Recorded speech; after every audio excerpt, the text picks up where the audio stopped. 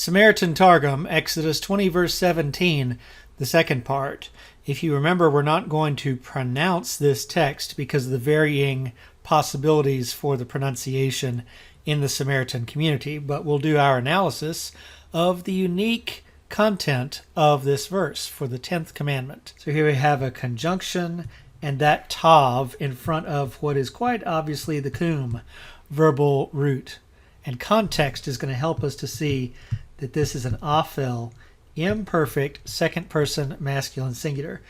We don't have an explicit clue, but we remember from our previous video, aphel imperfects do not have a characteristic aleph to help us know it's aphel. We will see from context that it is.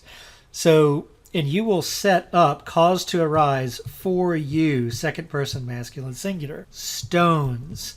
And here's Ravravan, which we had seen in biblical Aramaic, which means great, so great stones.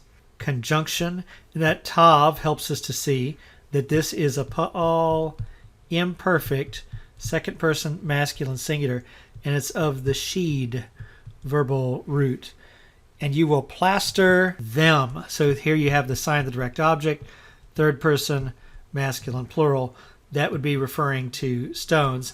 You will plaster them with lime or plaster. Conjunction, there's another tav.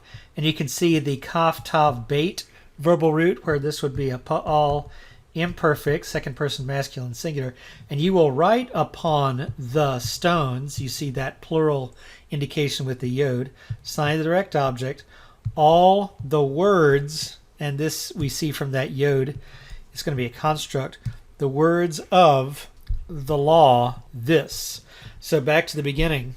And you will set up for yourself great stones and plaster them with plaster, and you will write upon the stones all the words of this law. Now it's interesting, this is very similar to the content of the Masoretic text of Deuteronomy 27:4, where the people are supposed to plaster stones on Mount Ebal. And that difference from what we're going to see later is critical. But for now, let's continue reading in the Samaritan Targum.